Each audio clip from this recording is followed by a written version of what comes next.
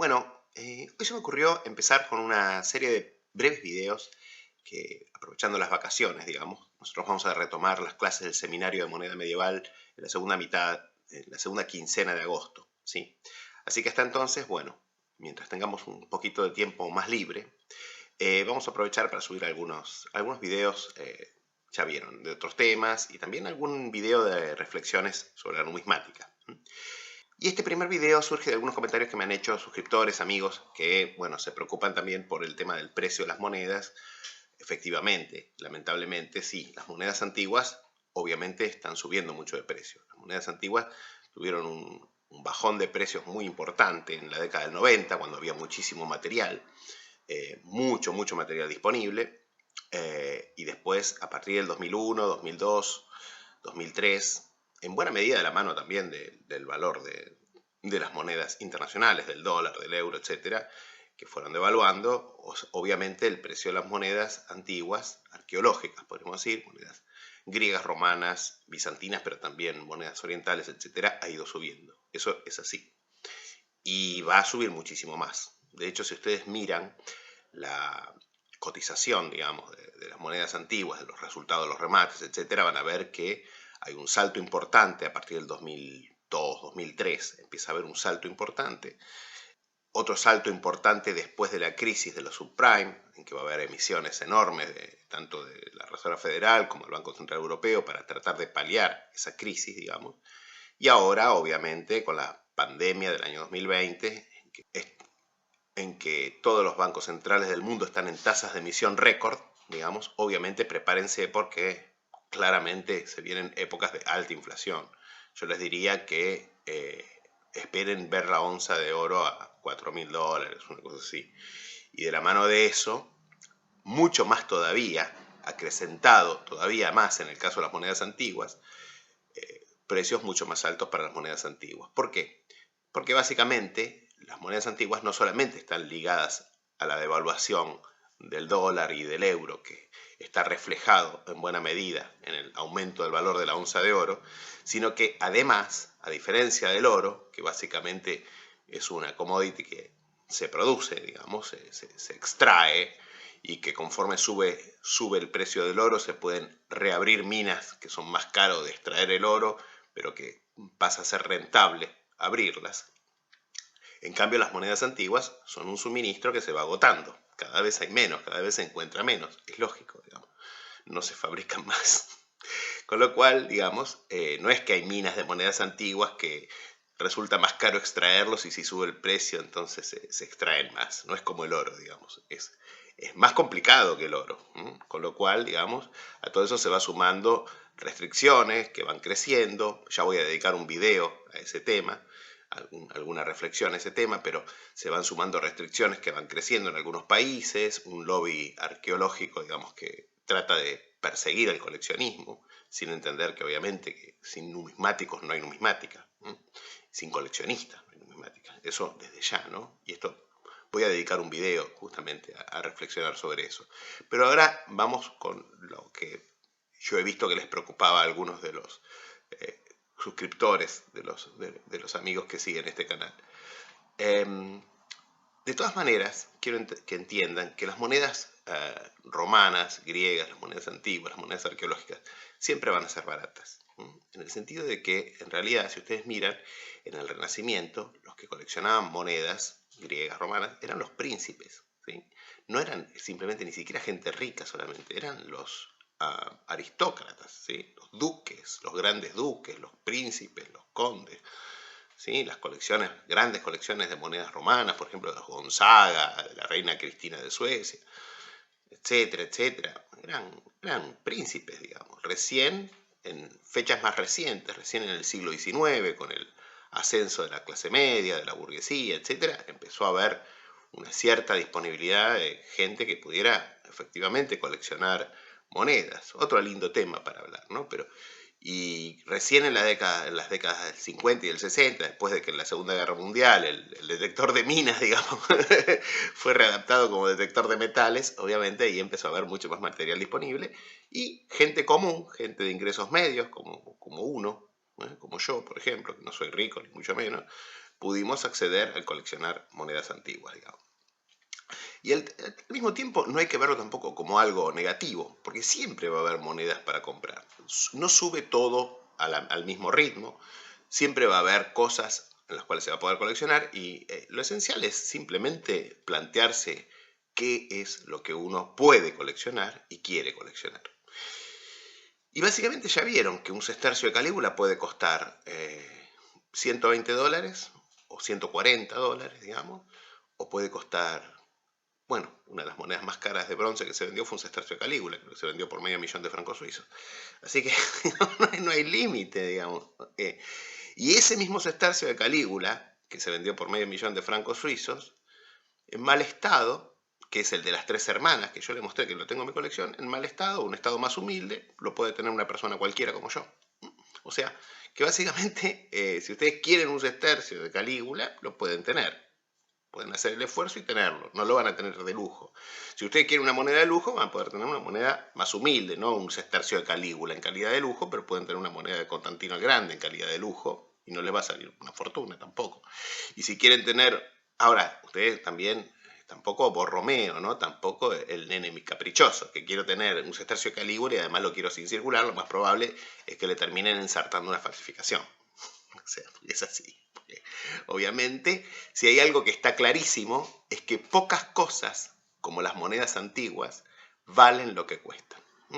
O sea, hay pocos casos de coleccionables y pocos casos de objetos de inversión comparables a las monedas antiguas en el sentido de que claramente es algo que vale lo que cuesta.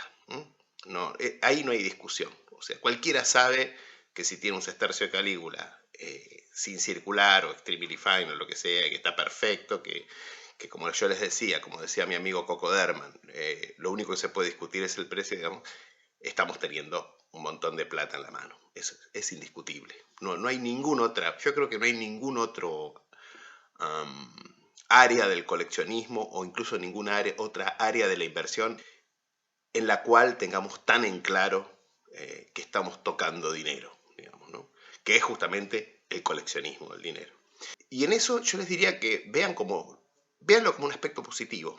O sea, claramente el coleccionismo de monedas antiguas, griegas, romanas orientales, bizantinas orientales, es justamente la mejor inversión que existe. Yo no conozco otra inversión comparable. Miren, a mí, viviendo en la Argentina, lamentablemente, con todos los problemas que tiene la Argentina, con, por ejemplo, una aduana donde hay mucha gente buena, por cierto, yo he tenido alumnos, que es amigos, he tenido, me han tratado muy bien, algunas personas me han tratado de ayudar, incluso me hice amigo de gente que trabaja en la aduana, que coleccionaban, no monedas, pero por ahí autitos de colección y qué sé yo, y que entienden las estupideces que hacen en la aduana, pero lamentablemente hay muchos corruptos, hay muchos ladrones también, a mí me han robado decenas y decenas de monedas caras, posiblemente cientos, si no miles de dólares a lo largo de los 40 años que me dediqué a la moneda.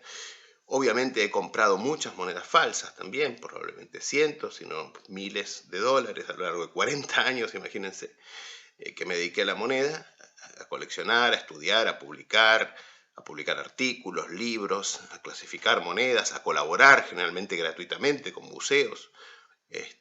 En algún momento incluso colaboré con la aduana. Después, cuando me di cuenta de una asociación ilícita para destruir la ciencia numismática y perseguirnos como si fuéramos delincuentes, ya obviamente rechacé colaborar con ellos, pero sí colaboro con los museos, colaboro con Interpol por temas de patrimonio, cuando son monedas robadas de un museo, etc. Ahora, cuando ya tratan de idioteces, como pasa con el criterio general, que generalmente va tratando de tomar la aduana de que quienes coleccionamos monedas, investigamos las monedas, dedicamos décadas de nuestra vida a la docencia, a formar gente, etc., somos delincuentes y después nos pretenden llamarnos para que trabajemos para ellos, para colaborarnos con ellos, obviamente no. Pero desde ya que con todas estas pérdidas que yo les digo, fíjense, robos, devoluciones por parte de empleados públicos, de aduanas, por ejemplo, que básicamente ocupan inconstitucionalmente su cargo, porque básicamente la Constitución Nacional exige la idoneidad para el cargo. Y una persona que ni siquiera tiene la formación para darse cuenta, formación básica para darse cuenta que en el resto del mundo comprar y vender monedas antiguas es una actividad perfectamente lícita, porque simplemente no se informa, porque simplemente no sabe nada, y por ejemplo retiene cosas, dice que las manda de vuelta al remitente, pero no las manda, que terminan perdiéndose o robándolas, como me he visto, que después van a venderlas a los comerciantes, las cosas que me robaban, etc. Pero más allá de todo esto, más allá de todos estos robos, pérdidas, más allá de las muchas falsificaciones que compré y que obviamente no pude devolver justamente por culpa de la aduana argentina, que por ejemplo retiene durante 3 meses los envíos antes de notificar que llegaron y qué sé yo, y al tiempo que pasó ya es imposible hacer las devoluciones, por ejemplo, etc. Todos estos problemas los tenemos los coleccionistas argentinos, por supuesto. Y aún así, fíjense, con todos estos desastres, que son todos, prácticamente todos achacables, ¿no?, a que vivimos en la Argentina, porque si uno vive en un país normal, simplemente recibe una moneda falsa, la devuelve y le devuelve el dinero. Simplemente uno vive en un país normal, compra una moneda, paga los impuestos y la recibe.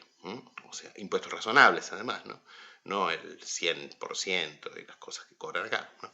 Pero bueno, al margen de eso, básicamente, si yo resto todo eso, todas esas pérdidas, todas las cosas que me han robado, todas las cosas que me han que compré falsa y me las tuve que quedar por culpa de ellos también, etc.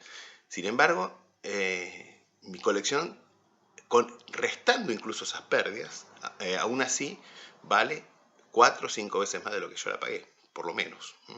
Al punto que, fíjense, muchas veces a mí, en los años 90, en los años 2000, a mí me ofrecieron muchas veces comprarme monedas de mi colección, gente que las conocía, me ofrecieron comprármelas por mucho más dinero que yo las pagué y por más dinero del que yo consideraba que valían incluso. Y yo nunca las vendí. ¿Y saben qué? No me arrepentí. Porque básicamente esa misma moneda que por ahí yo había comprado por $100, consideraba que valía 150 o 180 y a mí me ofrecían 250, tal vez hoy por 500 no la podría comprar. ¿Entienden? A ese nivel. O sea, fíjense si ha sido buena inversión.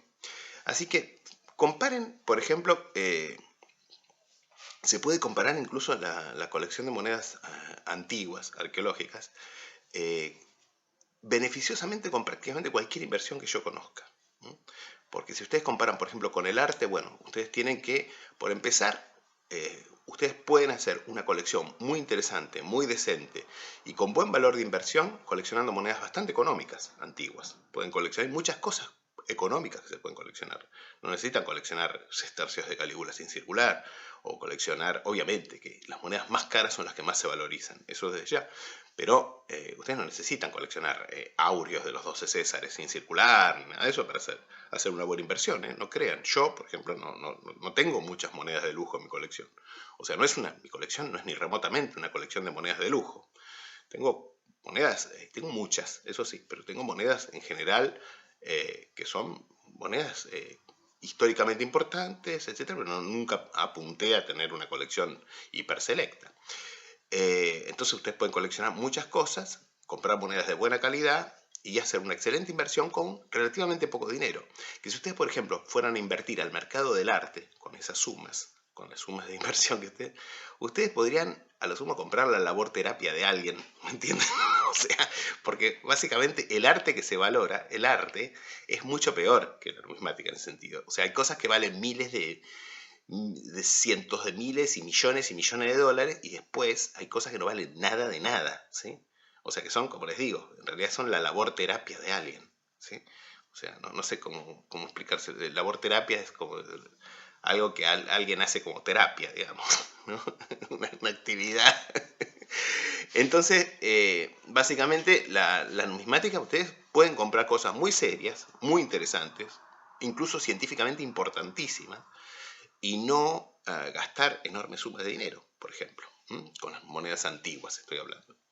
Y al mismo tiempo yo les diría que desde el punto de vista del valor de las cosas, bueno, como cuando Japón entró en recesión, incluso arte bastante bien valorado en el sentido de que no es arte contemporáneo ni nada de eso, ¿no? Van Gogh y qué sé yo, bajó de precio. Hay muchos,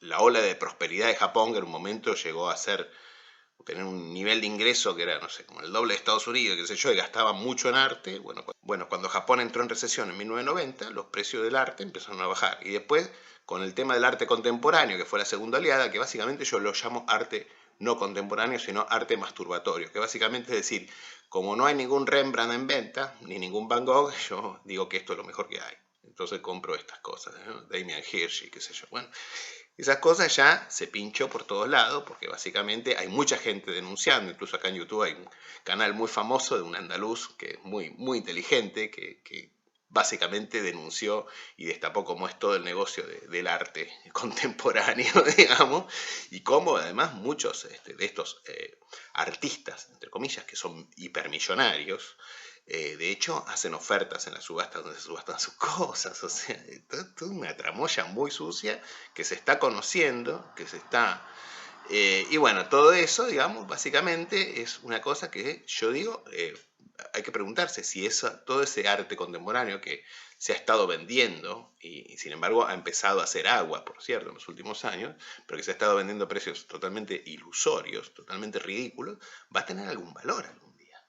O sea, porque una banana pegada en la pared con una cinta adhesiva, no sé, hay que ver qué valor tiene eso, ¿no? Desde el punto de vista de inversión, porque estamos hablando de inversión acá nada más, ¿no? Ya vamos a hablar, porque ustedes dirán, ¿por qué hablas primero de la inversión? ¿No? Porque no es lo primario.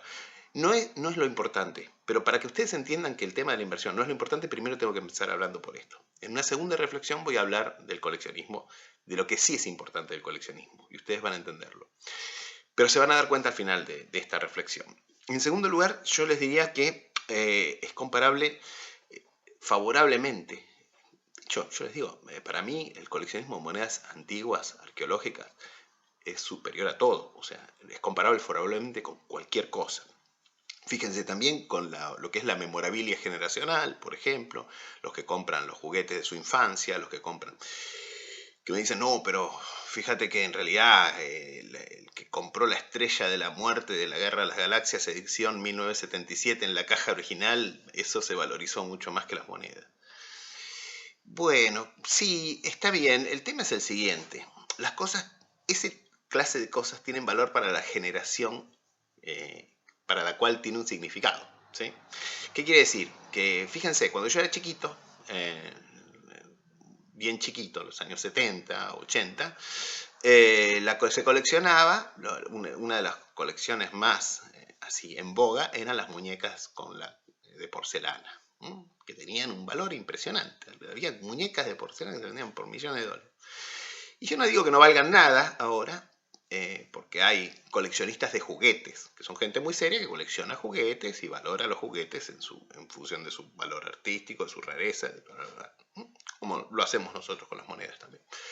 Sin embargo, la colección de monedas de porcelana es algo que se pinchó. ¿Por qué? Porque la coleccionaba la gente que había jugado con esas muñecas, básicamente, o que a las cuales significaba algo esas muñecas. Para nosotros, para mí, por ejemplo, yo lo único que vi fue colecciones de muñecas de porcelana en algún momento, pero las muñecas de porcelana en sí, mi mamá tenía alguna, que era de la tía que la crió, digamos, muy lindas, hermosas, tiene una japonesita preciosa y un día lo vendió también, creo que no está más, bueno, no la tiene más. Se llama memorabilia generacional, yo lo llamo así, memorabilia generacional. La Estrella de la Muerte de la Guerra de las Galaxias es memorabilia generacional, las muñecas de porcelana, en buena medida, eran memorabilia generacional, y que como inversión es pésima. ¿Por qué? Porque cuando una generación, la generación que da valor a eso, pasó de largo, o sea, porque se jubiló y dejó de tener, porque se murieron, por empezar, ¿no? Entonces, obviamente, al morirse, digamos, desaparece una parte de la demanda, ¿no? Pero además, porque se jubilaron, simplemente no hace falta morirse, se jubilaron y pasaron a tener otro nivel de ingresos. Entonces ya no tienen el nivel de ingresos que tenían para consumir, por ejemplo, coleccionismo. Muchos incluso, llegan a la edad, se jubilan y dicen, bueno, yo esto lo junté como una forma de inversión, de ahorrar para mi vejez, y lo venden. Bueno, eso pasa, digamos, básicamente. Fíjense entonces que con la numismática esto no pasa, y con la numismática arqueológica, sobre todo con las monedas antiguas, griegas, romanas, bizantinas, orientales, etcétera, antiguas, no pasa. ¿Por qué? Básicamente son cosas que no tienen nada que ver con la memorabilidad generacional. Ustedes no usaron monedas romanas en su infancia. Las monedas romanas, bizantinas, griegas, etcétera, tienen valor porque son hitos de la fundación de nuestra cultura occidental. De la cultura mundial en realidad, porque por más que el auge de China y todo lo que quieran, cada vez más, al margen de que, por cierto, fíjense que una de las mejores colecciones griegas que se formaron era de un señor chino de Hong Kong, ¿no? Así que fíjense.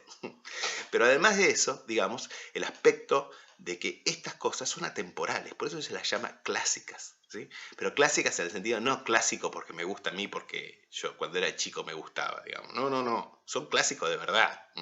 No son clásicos como los clásicos de los 80 o los 90 que pasan en la radio, son verdaderos clásicos, digamos, ¿no?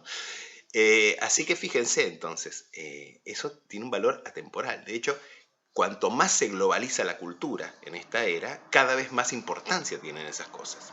Al mismo tiempo, se van rarificando. Muchas terminan en museos porque el coleccionista termina donando su colección a un museo, desaparecen del mercado. Entonces quedan menos cosas, cada vez se encuentran menos. Bueno, es completamente distinta la historia que estamos viendo. O sea, no es sorpresa que valgan cada vez más. Y si comparamos con cosas parecidas, ¿no? Y vamos a empezar con la filatelia, por ejemplo. La filatelia es una cosa hermosa. Yo soy el último que hablaría en contra de la filatelia, porque a mí me parece una cosa divina, me parece mucho más lindo que los chicos hoy en día se dedicaran a la filatelia y no estar como idiotas enganchados todo el día con algún jueguito online, o, ¿no? La verdad que la filatelia es una cosa hermosa.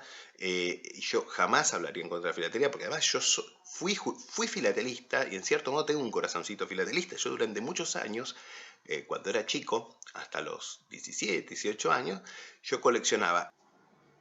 En primavera, verano y otoño era numismático, pero en invierno coleccionaba también sellos postales, filatelia, era filatelista, porque me parecía lindo en invierno estar con las pinzas y mirándolas, escuchando música clásica y mirando las variantes, y armé una colección bastante interesante, muy extensa y sobre todo muy variada de Alemania, ¿no? Que incluye de todo, ¿no? Desde los antiguos estados alemanes, de Baviera, bueno, Baviera me encantaba, tenía incluso tengo las estampillas, tengo una colección incluso de matasellos de todas las aldeas y ciudades de Baviera, con matasellos del tren bávaro, de correspondencia despachada en el tren, después, bueno, obviamente el imperio alemán, las colonias alemanas, las estafetas postales alemanas en los distintos lados, obviamente aprendí un montón de geografía de Alemania, que es algo útil también para un numismático.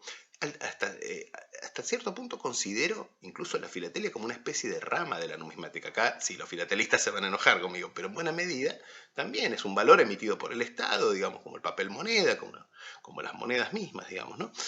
Luego pasando a la República de Weimar, la hiperinflación, que la filatelia está ilustrada maravillosamente, un fenómeno monetario, pero que está ilustrado en la filatelia maravillosamente, mejor que prácticamente que en la numismática, digamos, ¿no?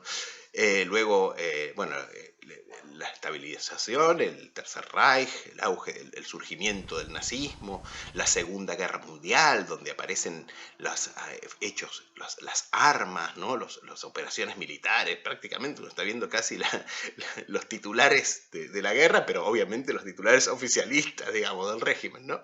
Y luego, bueno, la ocupación interaliada, las distintas emisiones locales durante la ocupación interaliada, y finalmente la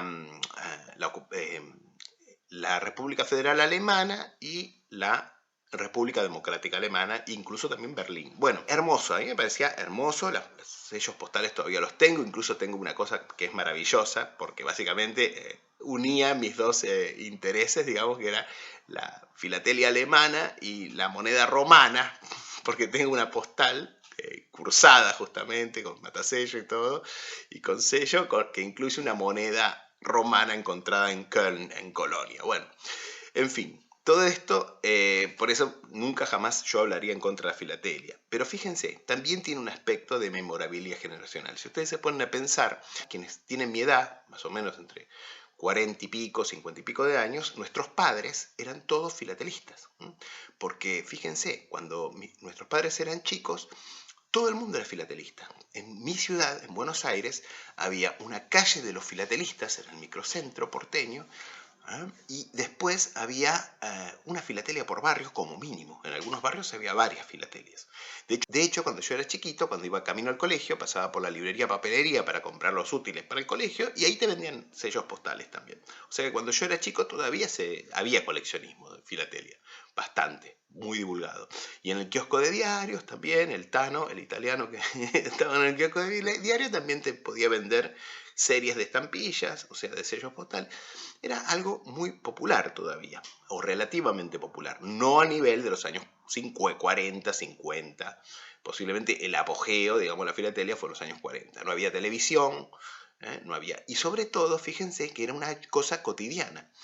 Fíjense, estaba leyendo que Lovecraft, el escritor norteamericano, escribió algo así como 130.000 cartas, ¿sí? Creo que él murió en los años 30, 40, 30 y pico, 40. Bueno, escribió como 130.000 cartas en su vida. Porque claro, en esa época uno desayunaba, mientras desayunaba escribía las cartas, escribía 8 o 10 cartas a su familia, a sus amigos, qué tal, cómo estás, contame algo, qué sé yo.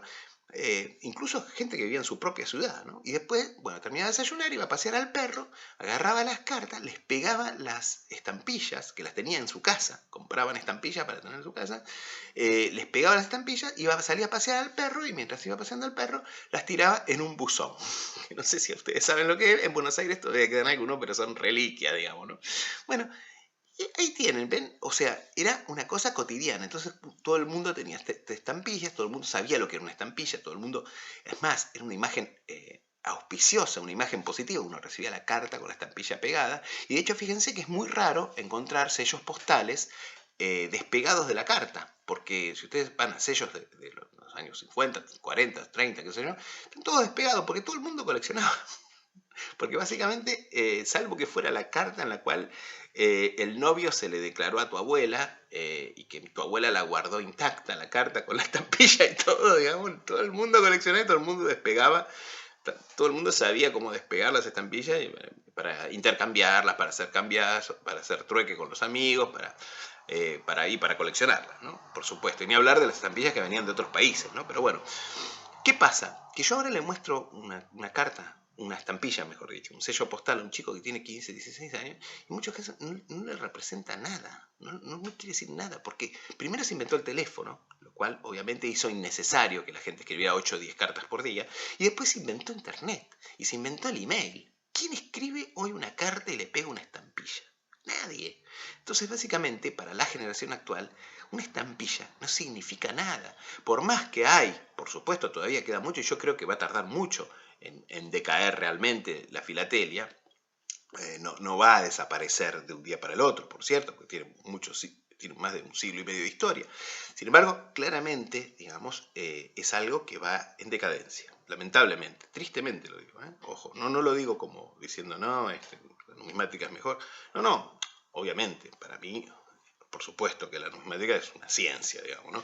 Pero la filatelia me parece una cosa hermosa, positiva, pero lamentablemente va en decadencia, por cierto, y encima la gran mayoría de las personas que son filatelistas, que verdaderamente son filatelistas serios y coleccionan sellos postales, ellos son gente muy mayor en general, y conforme vaya desapareciendo esa gente, obviamente los precios de las cosas van a ir cayendo. Y si no, miren además los precios que tienen las cosas, o sea, las cosas que se pueden comprar de las emisiones recientes. O sea, no suben de precio, ¿no? Eso lo sabe cualquiera. Y si van más allá de esto, también hay, fíjense, les voy a dar un ejemplo, sobre todo para los que me escuchan desde España, que seguramente están al tanto de la gran estafa que fue el tema de Afinsa y Foro Filatélico. Bueno, Afinsa y Foro Filatélico eran una empresa que se dedicaba a vender sellos postales. Ahora, ¿qué pasa con los sellos postales? Como les digo, la realidad es que la filatelia está en retroceso. A pesar de eso, los catálogos internacionales, Scott, Atelier, etc., todos los años hacen como que aumentan los sellos postales, como que van aumentando los precios. Aumentan, y aumentan bastante, digamos. Lo cual, básicamente, esta gente de Afinsa y Foro Filatélico se dio cuenta que la filatelia estaba adquiriendo la forma de una pirámide, es decir, un esquema Ponzi, una estafa piramidal. Porque básicamente cualquiera que está mínimamente familiarizado con la filatelia sabe que la gran mayoría de los sellos postales se compran por un porcentaje de lo que dice el catálogo, ¿sí? Cosa que no pasa en la numismática. En general, lo más común es que nos quieran cobrar por encima del precio del catálogo con la numismática. Mientras que con los sellos postales, los filatelistas saben decir, yo vendo al 50%, yo vendo al 35%, yo vendo al X% del catálogo Ibert Atelier.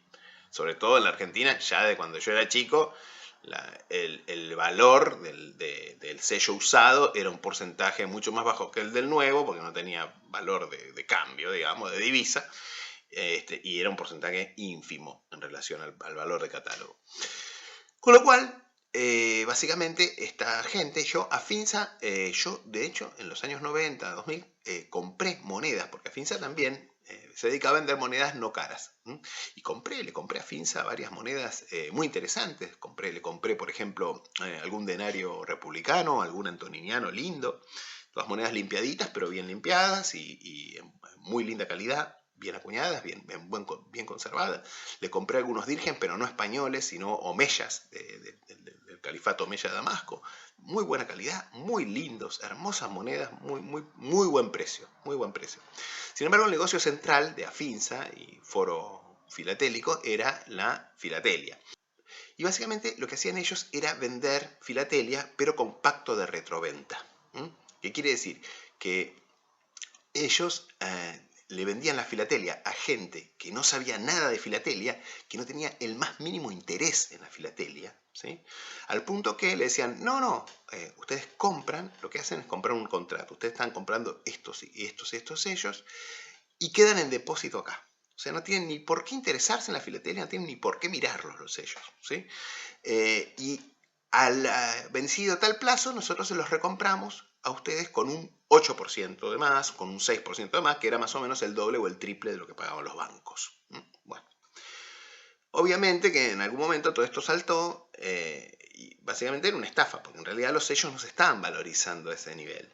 Razón por la cual esto me lleva a la reflexión de decir que nunca jamás un coleccionismo que parte de la base de que la persona no se tiene que interesar en el coleccionismo va a ser buena inversión.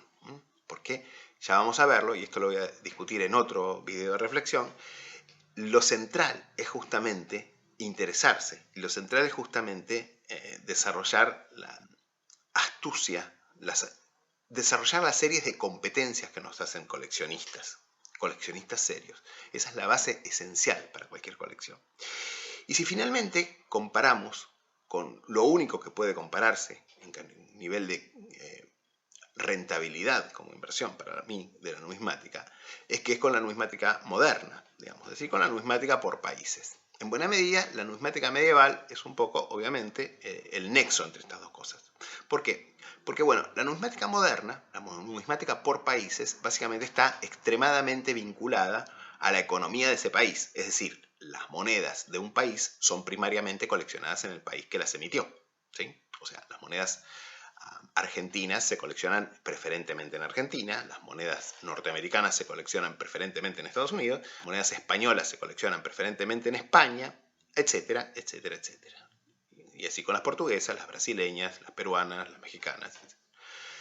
¿Qué pasa? Que entonces, obviamente, que la suerte del valor de las monedas de un país está extremadamente ligado a ese país, a la economía de ese país. Razón por la cual, obviamente, que las monedas argentinas no se han valorizado, digamos, en la misma proporción que se han valorizado, por ejemplo, las monedas de otros países que han tenido economías más pujantes. Obviamente no se han valorizado ni remotamente parecido a las monedas antiguas, por supuesto, desde ya. Posiblemente las monedas argentinas no valen lo que deberían valer, con el potencial que tiene el país. Al mismo tiempo, si ustedes se ponen a pensar, las monedas de ciertos países que han tenido un desarrollo económico impresionante en los últimos años, Rusia, pero sobre todo China, por ejemplo, se han valorizado enormemente. Fíjense lo que es las monedas chinas. Yo siempre cuento una anécdota tremenda, que cuando yo era chico, mi papá siempre me regalaba una moneda de plata grande para mi cumpleaños y me llevó una vez a un negocio, un comerciante amigo, y yo coleccionaba en esa época, coleccionaba monedas modernas, yo tenía 9, 10 años, 11 años, y coleccionaba, coleccionaba el Reino Unido y Canadá también. Coleccionaba monedas predecimales inglesas y coleccionaba moneda de Canadá también. En la bandeja de dólares de plata había un dólar canadiense, del primer dólar canadiense. Lindo, very fine, qué sé yo, del año 35. Y también había un dólar chino, que creo que era el del arsenal de Peiyang en Chile, que es uno de los primeros dólares que son comunes, ¿no? Pero precioso, sin circular. Y mi papá era amante de las cosas chinas, entonces me dice, mirá qué lindo dólar, ¿no te gusta este dólar? Y yo, medio como para seguir la corriente, le dije que sí, que me encantaba, qué sé yo, por supuesto. Entonces mi papá me compró ese dólar. Y después cuando salimos, me dice, yo me quedé pensando y digo, pero estaba el primer dólar canadiense, que es lo que yo coleccionaba también en ese. Y me dice, no hay ningún problema, lo volvemos y te lo cambias, seguro. Bueno, entonces volvimos y me lo cambió. Y ¿estás contento? Sí, le digo. Pobre mi viejo, más bueno que el pan. Bueno, lamentablemente de ese dólar, años después, ya de grande por cierto, pero me compré el dólar del 35 de Canadá y el dólar del 36 de Canadá, se lo compré a un comerciante amigo inglés, creo que los dos por 50 libras en flor de cuño. Flor de cuño, con tono dorado, tornasolado, con tono iridiscente, creo que se los pagué 40 libras incluso, una cosa así. El mismo comerciante vendía el dólar chino que yo había dejado, el que me había regalado mi papá y yo lo cambié por el dólar canadiense, lo vendía lo vendió creo que en 3.800 libras. Bueno, evidentemente, claro, ¿qué pasa? Que China básicamente es cada vez más rica por minuto. Entonces las cosas chinas valen cada vez más, por cierto. Pero obviamente esto es aleatorio. Y así con muchos países que hoy en día crece mucho el valor, pero no sabemos qué va a pasar. Porque básicamente está todo supeditado a los cambios.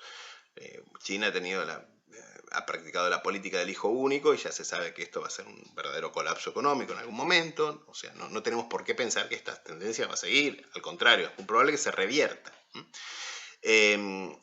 La moneda más valiosa, posiblemente, la moneda más firme, la que tiene un valor más saludable, entre comillas, es Estados Unidos y en menor medida Alemania y Gran Bretaña, ¿no? Pero, ¿qué pasa con esto? Bueno, Estados Unidos, el problema es que la moneda ya como pasó a ser la moneda norteamericana pasó a ser un objeto de inversión abstracto, en el sentido que, por ejemplo, fondos de jubilaciones compran monedas como parte de su cartera. O sea, compran monedas certificadas en altísimo grado, etcétera.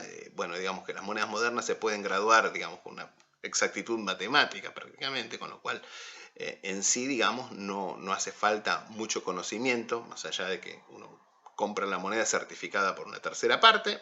No, nada, o sea, es un objeto de inversión perfecto desde el punto de vista abstracto. Digamos. Cualquiera que no sabe nada, digamos, compra.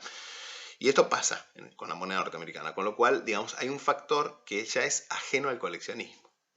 Entonces las cosas suben porque no simplemente por la demanda coleccionista, sino por la demanda inversionista. Y ese es un aspecto ya poco saludable, digamos. Y esto se agrava en el sentido de que las cosas suben porque suben. ¿Sí? Es decir, las cosas las compran porque suben y por lo tanto suben. ¿Sí? Bueno, no es, o sea, digamos, ya hay una cosa especulativa. Cuando hay una cosa especulativa ya la cosa entra en riesgo. ¿Qué pasa con la moneda antigua? Y con la medieval también.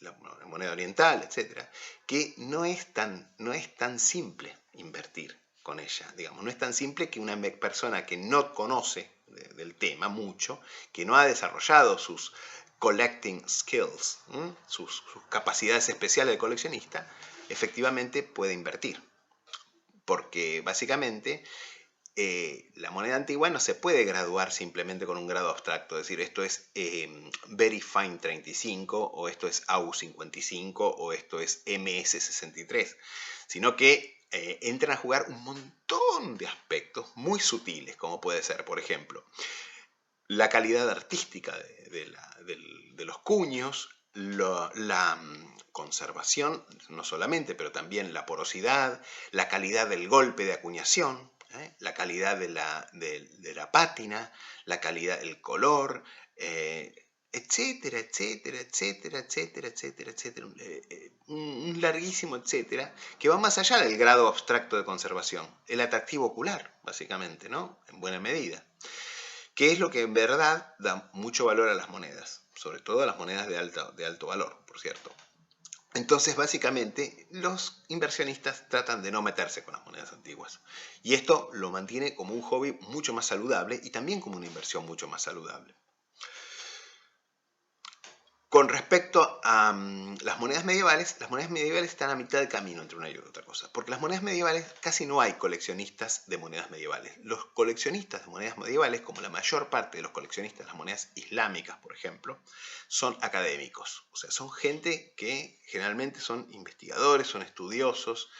En general, las monedas medievales tienen demanda también en el país del que son. Es decir, las monedas medievales españolas se coleccionan en España, las monedas medievales inglesas se coleccionan en Inglaterra, las monedas medievales escocesas se coleccionan en Escocia, las medievales francesas en Francia, etcétera, etcétera, etcétera. Y si vamos a Italia, donde básicamente el regionalismo es espantosamente fuerte, las monedas milanesas se coleccionan en Milán, las monedas florentinas se coleccionan en Florencia, etcétera, etcétera, etcétera. A ese nivel, ¿sí? Bueno, con lo cual, digamos, obviamente que si la economía italiana le va mal, las monedas milanesas le van a ir mal. Sin embargo, las monedas medievales y temprano modernas siempre van a tener los beneficios que tiene el hecho de que es un numerus clausus. No son monedas producidas para coleccionistas, no son monedas producidas especulativamente para coleccionistas. Cada vez hay menos, por supuesto, y obviamente que además tienen sí interés en otros lados. Hay gente, por ejemplo, en Estados Unidos que colecciona monedas papales del Renacimiento, etcétera, etcétera. Y bueno, por supuesto que hay mucha gente que le gustan las monedas medievales y también colecciona, pero generalmente, como les digo, son académicos mayormente. Un poco, esta es una primera charla para presentarles un poco algunas reflexiones y vamos a dedicar la próxima, que posiblemente sea la semana que viene, a reflexionar sobre el tema de cómo empezar a coleccionar monedas para quienes todavía no empezaron a coleccionar monedas o para quienes todavía, para quienes están empezando y necesitan algún tipo de orientación, digamos. Obviamente dedicándonos simplemente a las monedas antiguas, medievales, orientales. Bueno, hasta acá esta primera reflexión, podríamos decir. Vamos a ver si la semana que viene seguimos un poco. Otra cosa que se me ha ocurrido también, que sería interesante discutir, pero yo también quiero que me dejen sus comentarios, que me dejen sus sugerencias, sus ideas sobre estas cosas que estamos diciendo. Y también, bueno, lo que a ustedes les interese, justamente charlar y discutir. Pero la semana que viene podríamos dedicarnos un poco a ver cómo iniciar una colección, qué consejos se le puede dar a una persona que está iniciándose en una colección de monedas griegas, romanas, medievales, orientales, antiguas. Bueno, nos vemos entonces la próxima semana. Les dejo un saludo y buen fin de semana.